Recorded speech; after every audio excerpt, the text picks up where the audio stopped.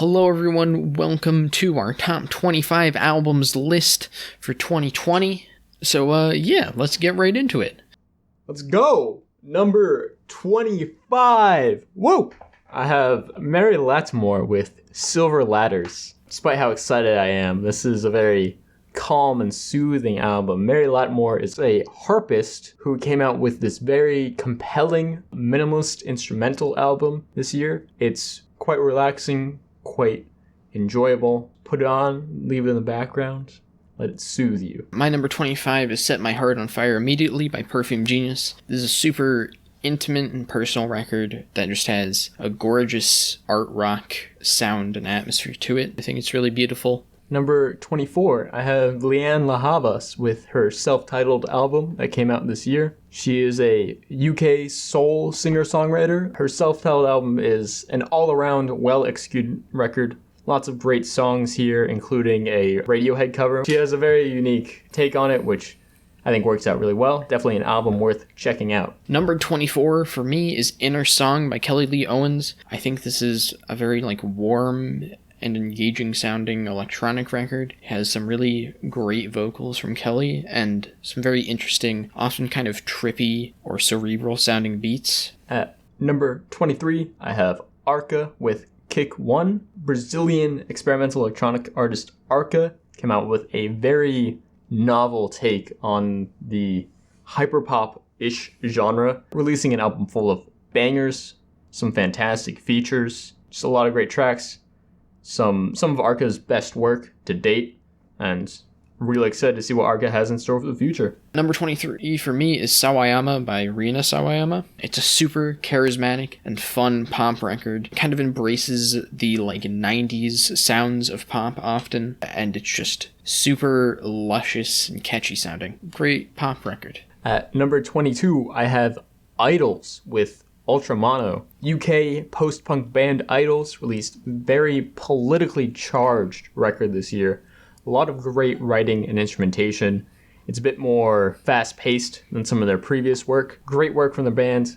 Would definitely like to see them keep exploring new directions. Number 22 for me is Spirit Possession by Spirit Possession. This is a fiery and explosive black metal record that is just some of the most fun I've had with an album this year. It's just super grimy and nasty sounding, but it has this element of catchiness to it that I think really draws me in. It's not the most original record, I'd say, but I think it's still super engaging. Great album. Number 21, I have Zora Jones with 10 Billion Angels. Zora Jones is an electronic music producer, came out with her debut album 10 Billion Angels this year. It managed to have a lot of great tracks, be experimental and catchy and accessible at the same time. Really, really great production work on this record. Yeah, number 21 for me is Future Nostalgia by Dua Lipa. I think this is the best pop record of the year, or I should say straight pop record of the year for sure. She just creates these super infectious hooks and beats, mixing kind of 70s and 80s pop sounds, I'd say, with a bit of a modern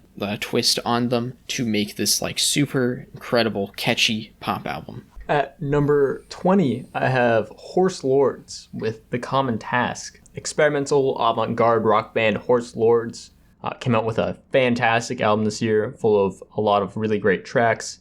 There's this really odd instrumentation to a lot of them, very long compositions.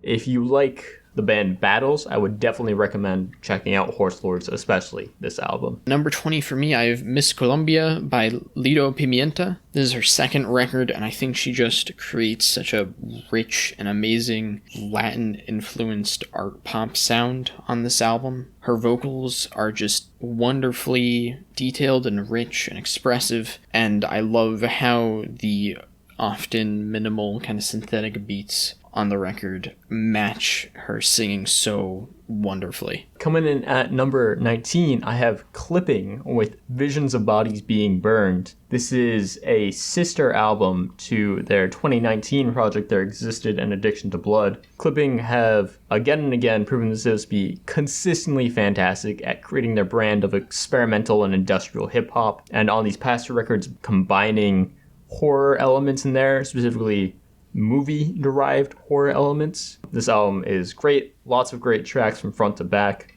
definitely worth a listen, and also a relatively accessible release from the band. So check it out.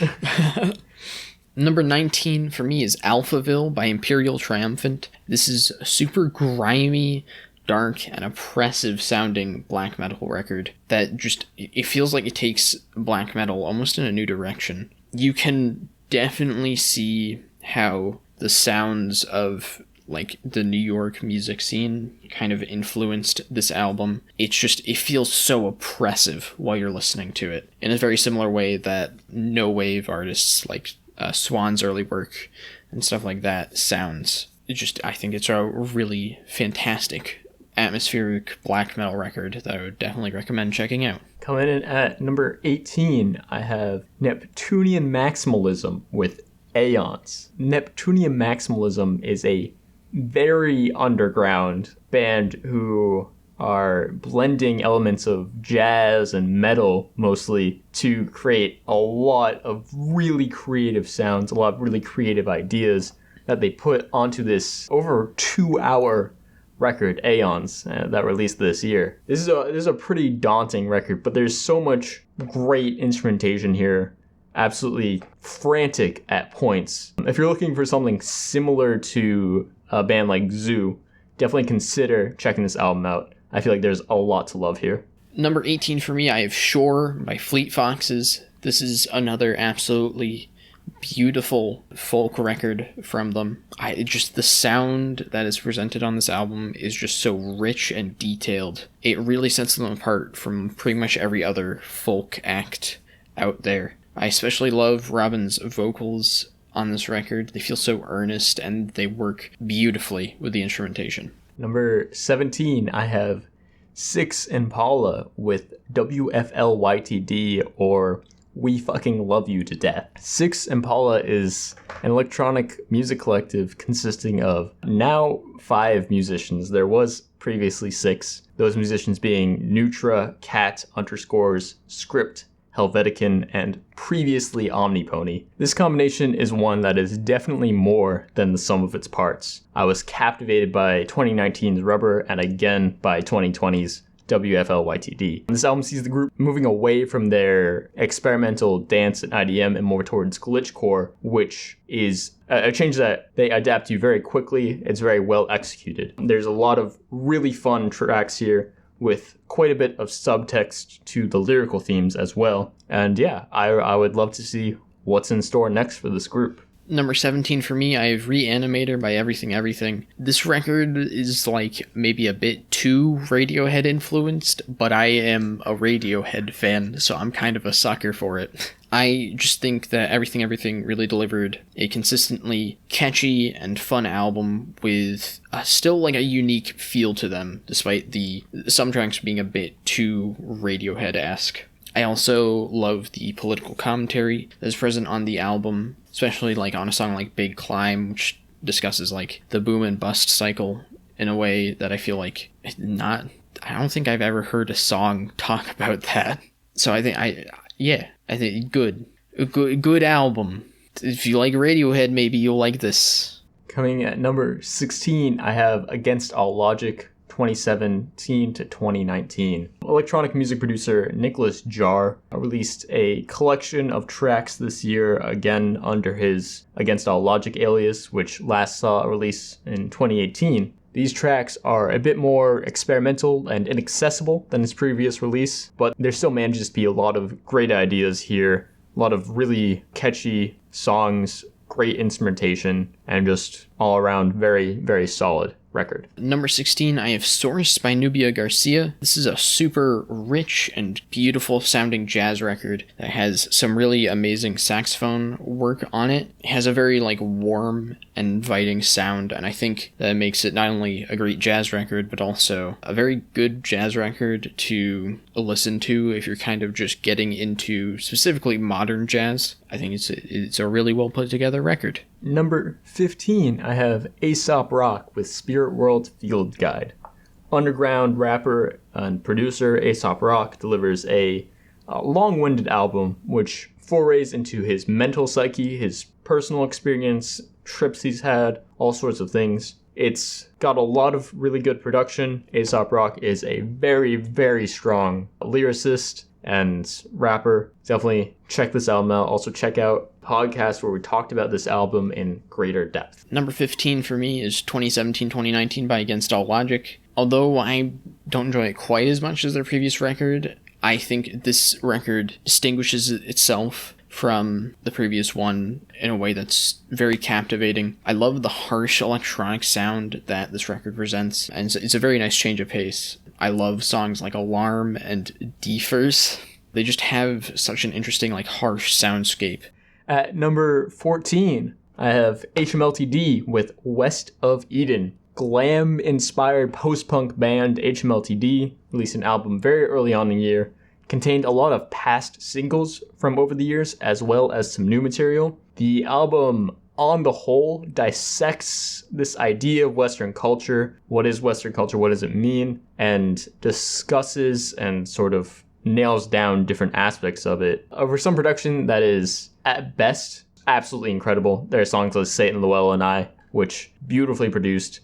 And even at this album's worst, it's still a very intriguing record. It's definitely a bit weird, but I think this is something that everybody should give a chance. Yeah, number 14 for me is Song for Our Daughter by Laura Marling. This is a gorgeous folk album that I think it takes hints from country music and just has such an earnest and genuine feel to it with the lyrics and the production and sound of everything. I love how just beautiful the vocals are. Yeah, it makes it one of the best folk records of the year for sure.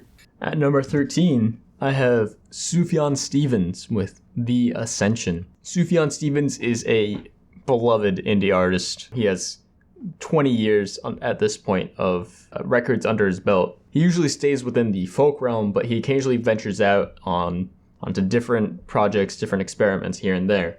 The Ascension is similar to his 2010 project, The Age of Ads, featuring more industrial and electronica type production under Sufjan's very gentle and soft-spoken voice. The Ascension I find is much better executed than The Age of Ads. Sufjan's lyricism and vocal delivery are incredible. There are some very, very poignant tracks here, especially the closer, America. I've loved Sufjan's past work, and while I don't think The Ascension is among his best albums, I definitely think it's a very, very good record, even though it is a bit long at an hour and 20 minutes.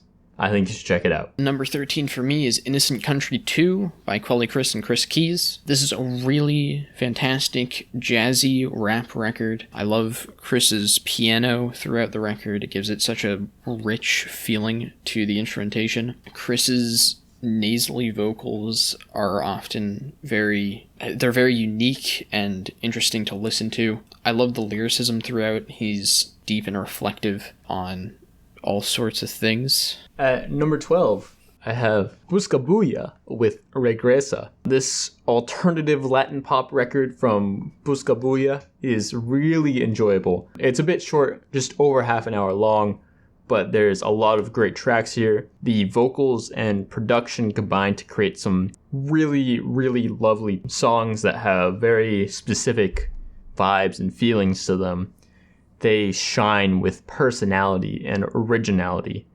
The album is entirely in Spanish, which may be a turnoff for some people, but I don't think that you need to know or understand Spanish to enjoy and appreciate this record. Number 12 for me, I have How I'm Feeling Now by Charli XCX. I feel like this is probably the record that most accurately reflects the feelings of being in lockdown. The anxiety that's present, your desire to visit people and, go out and do things but not being able to, the loneliness of everything, I think is very well described, and it's very vivid on this record. I love the production. I think the production on this album is a huge improvement over her last record. It's so chaotic and it's hard to describe. It's very hyper pop in a way that is, I feel, much more engaging than some of her previous work. Number 11, I have Fleet Foxes with Shore. Joe did mention this album earlier. It's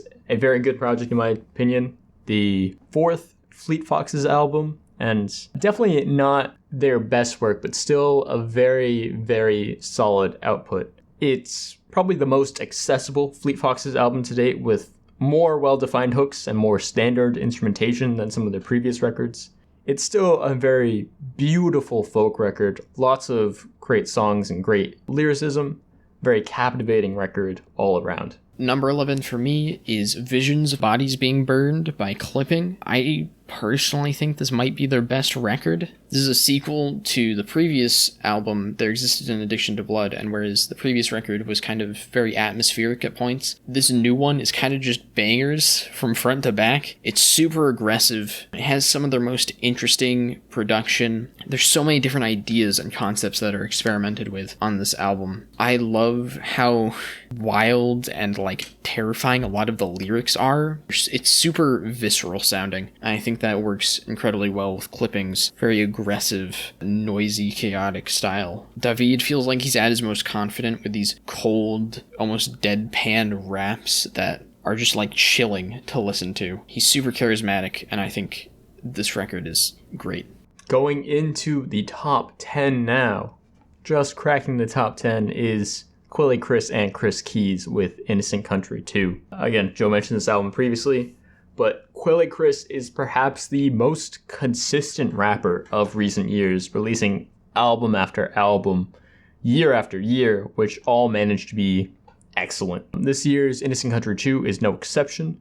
It's the sequel to 2015's Innocent Country, in which Quelle Chris also collaborated with producer Chris Keys. Innocent Country 2 features fantastic production coming in from Chris Keys, which serve as a lush background for Quelle's raps, as well as a host of features, many of which pan out very well for the album. There's a lot to love on this record, lots of great lyricism and great production. Definitely would recommend checking it out. Number 10 for me is 10 Billion Angels by Zora Jones. This is a wild and incredibly interesting experimental electronic record. It continuously evolves and expands on the ideas that it presents, and it just creates the super trippy sounding experience of an album. These are definitely, for me, some of the catchiest electronic songs of the year. I find that I keep coming back to it over and over again. Number 9, I have BAMBARA with Stray.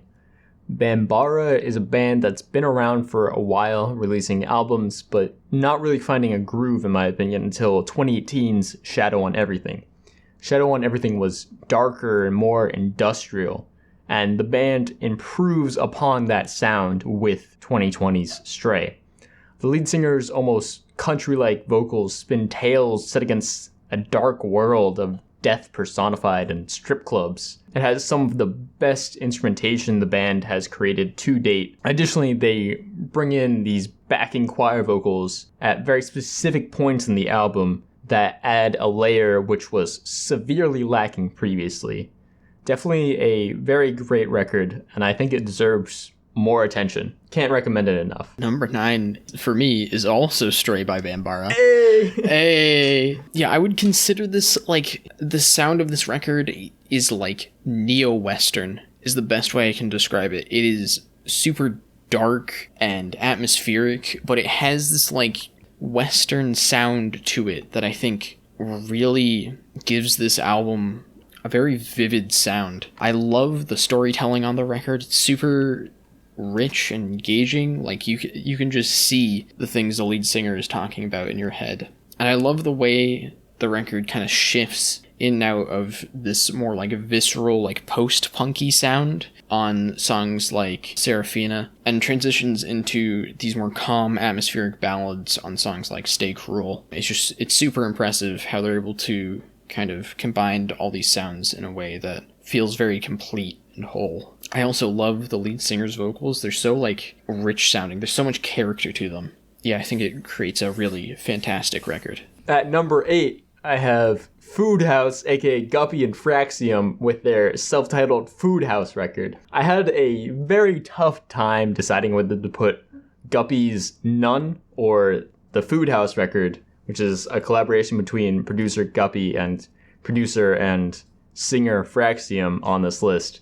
Although None is the more serious and has the better production of the two projects, if I'm being true to myself, I enjoyed this Food House record like way more. This album is so much fun. I've been playing it almost non-stop ever since it released. Gupi crafts these really infectious beats that get you dancing, while Fraxiom just sings about whatever seems to be on Frax's mind. Mostly centered around the internet and like Gen Z culture. It's kind of very hyper-pop-esque in its lyrical themes, but also occasionally touching on Frax's personal experience. I think some people may see this as kind of standard hyper-pop fare, but I think it offers a lot more than that. I just find tracks here really fun. There's specific moments that really just make me laugh out loud. It's an album that I just got a lot of enjoyment out of it throughout the year. It's definitely something I just find to be incredibly fun. Number 8 for me is Eve's Tumor, Heaven to a Tortured Mind. This is easily one of the most unique records I think released this year, as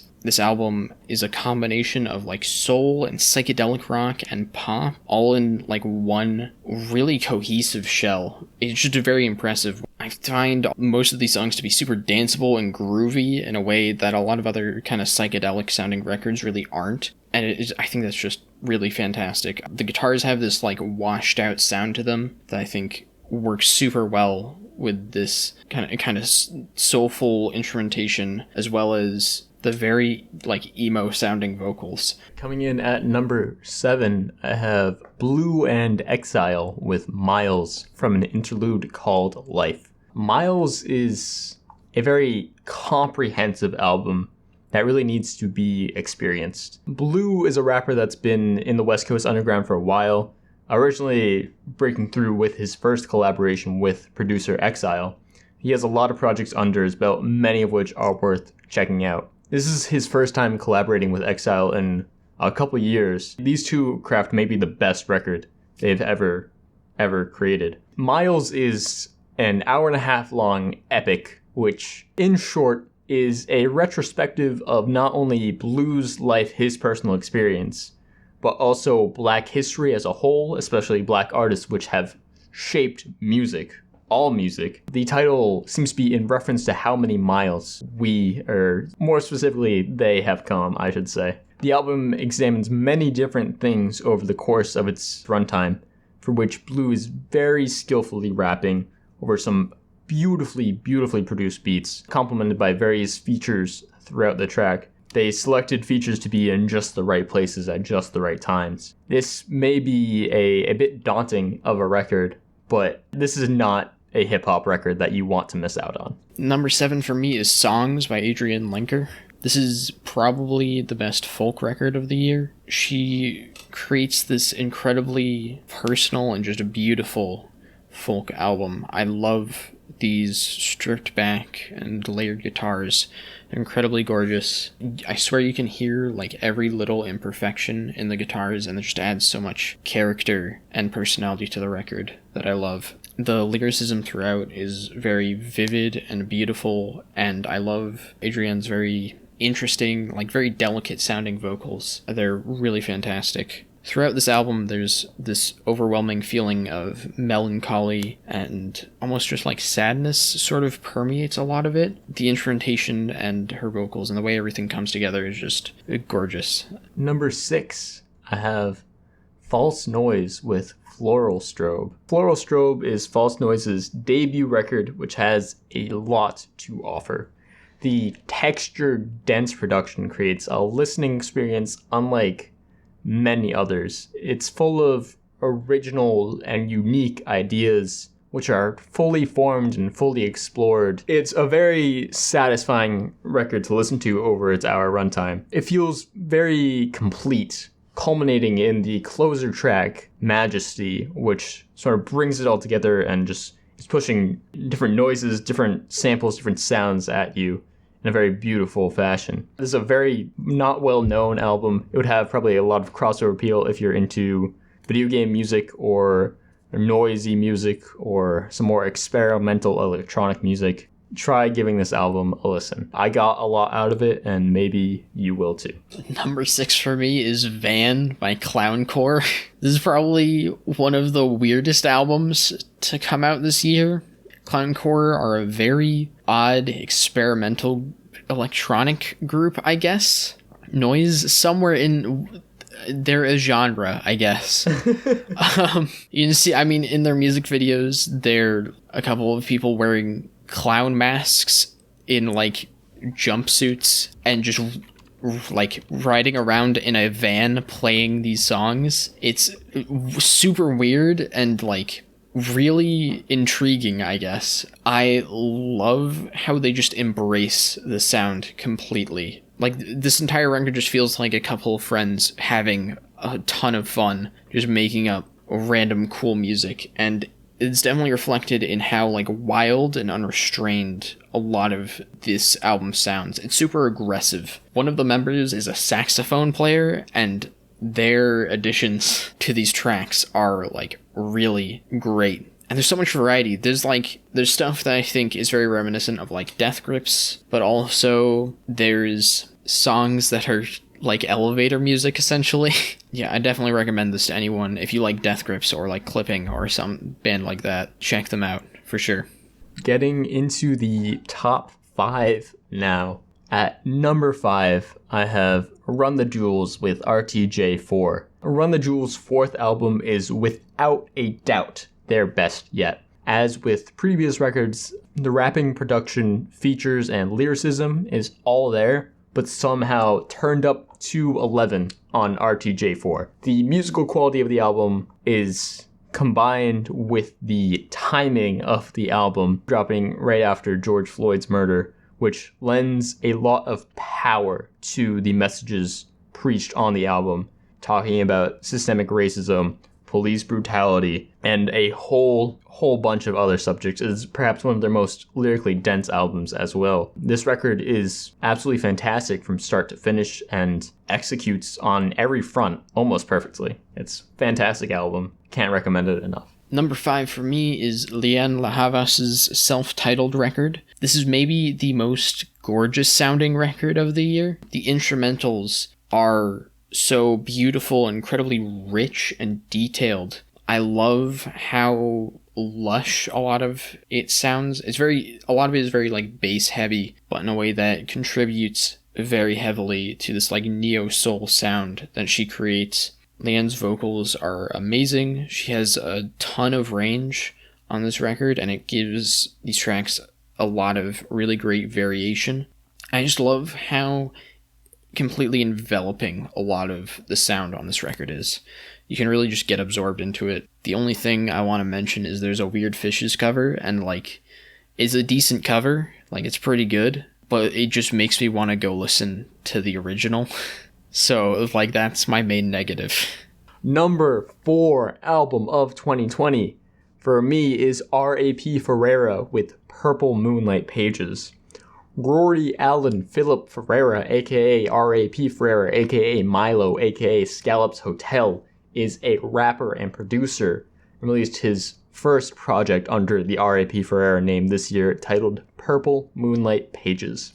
This album was executive produced by Ferreira along with Kenny Segal, who has an impressive discography himself, including 2019's Hiding Places with Billy Woods. The production on this album is most definitely a highlight, with these very smooth, jazzy instrumentals. I believe he has a full jazz band supporting him and creating the production for this record, and it really serves to complement Ferreira's incredible lyricism, which ends up as the star of the show. This is perhaps one of the most eloquent and thoughtful and thought-provoking albums I've heard in a while.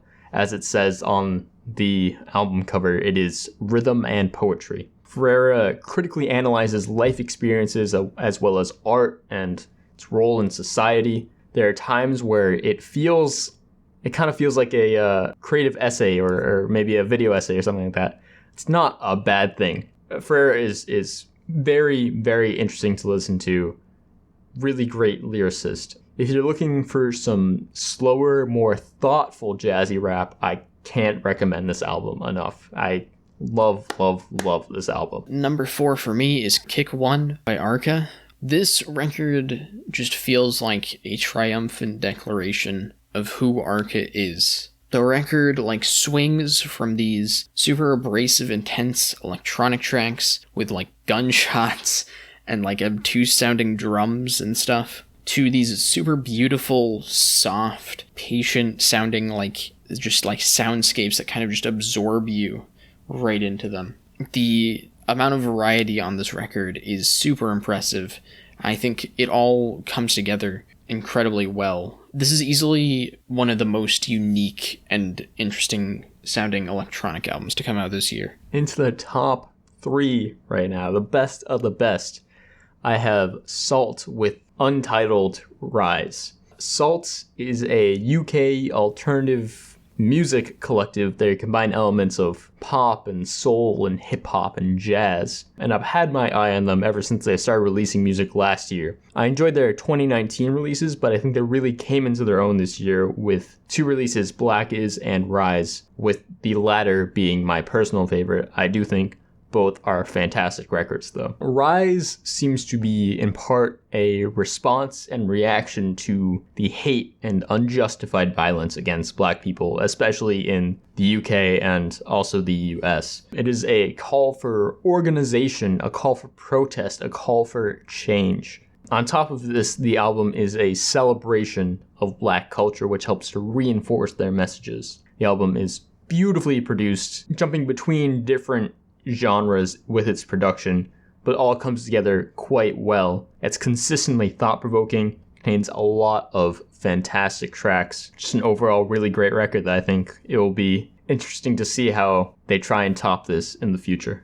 For number 3, I have Ultra Mono by Idols. I feel like this record is like one that I needed in 2020. A lot of this record is kind of just like anger and rage, and it's just the loudness of the record and these like super interesting distorted guitars and drums and everything. They create this super visceral feeling, satisfying record that discusses all sorts of political issues and frustrations with our current system. Like this is easily the most like satisfying record just in terms of like being able to like let off steam. I love how insanely distorted all of these guitars are. There's sounds on this record that don't even sound like they came from a guitar. It sounds like, you know, like metal creaking, and it's super abrasive in a way that I think complements the subject matter really well. And when they're not just like expressing all of this anger, you have super thoughtful songs like Model Village or Grounds that are super engaging and catchy and really just fun to listen to. Number 2 album of the year. For me, personally, it is Charli XCX with How I'm Feeling Now. Charli XCX is a pop artist that likes to venture into new directions with her sound, and How I'm Feeling Now is no exception. It's really more of a follow-up to her Vroom Vroom EP. There's a lot of factors that make this, in my opinion, Charli's best album to date. The production is the best she's ever been on, with many different producers lending their skills to make this hyperpop-esque sound with these metallic drums and industrial synths.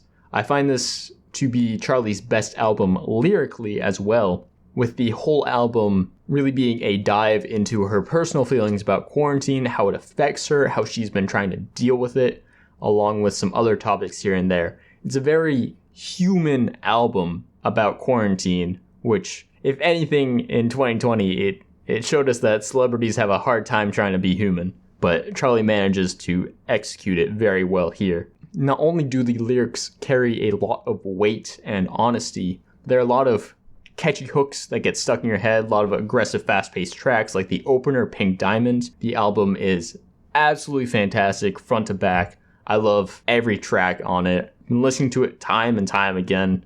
Great album. Number 2 for me is Spirit World Field Guide by Aesop Rock. I absolutely adore this record. I think this is one of the most original and creative rap albums just ever made. The vibrance with which Aesop raps is super impressive, as he essentially creates this entire like spirit world within his rapping as a way to, you know, express his feelings on various things or talk about, you know, trips he took. And it just creates this super engaging and vivid rap album. I absolutely love how psychedelic and like weird a lot of the beats he uses on this record are. All of the production on this record is insanely creative. Aesop's flows and rapping is super, like, smooth sounding. He's insanely comfortable on all of these tracks, and he just, like, glides through these beats. It just creates such an engaging, hypnotic feel to the record. I think that it's wonderful. It's great. Number 1, the best album of the year. My favorite album of the year is Fiona Apple with Fetch the Bolt Cutters. Fiona Apple is one of the most celebrated artists in music, and rightfully so, in my opinion. While there is some division in opinions of this new album, I find it to be one of the... I feel like that's kind of targeted at a certain someone, Brendan. I don't know what you'd be talking about.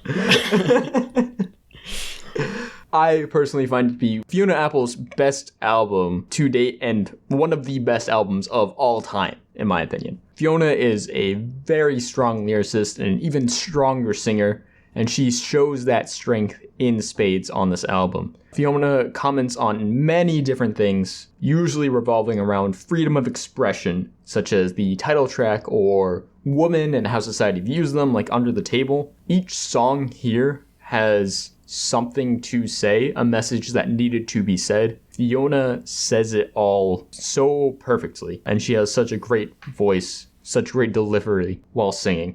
Some of these tracks are very emotionally potent, such as For Her. Others really strike a chord with me, and they nearly bring me to tears. There are times where I'm listening to this record, I'm doing something, and just have to sit down for tracks like Drum Set. On top of this, Fiona moves into a very new and welcome, for me at least, direction with the production of this record. The album has these percussion-driven instrumentals using a lot of found instruments, which give the album a very down-to-earth but also powerful feel. I think the instrumentals perfectly complement the messages Apple is trying to get across. I have absolutely zero problems with this album. It is my favorite of 2020 and one of my favorites of all time.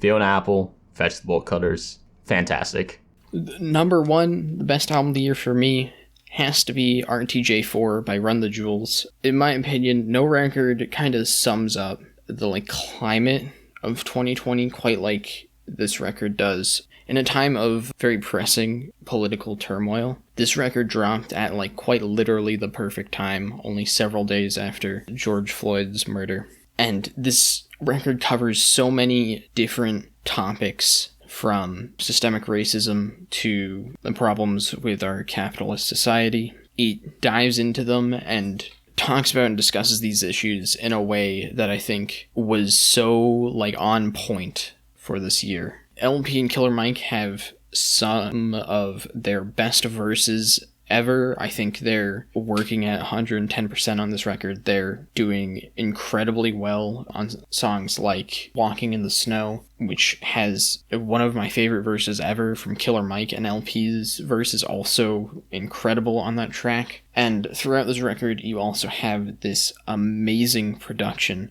behind them. It's so insanely catchy and creative. From using these weird piano riffs on a song like Ooh La La to these weird vocal samples on other tracks, I think it creates such a creative and amazing feel to the record. As I said, I think this is the perfect album for 2020. It's amazing. That's 2020 over with. It's done. Are you ready for 2021? I hope it's better.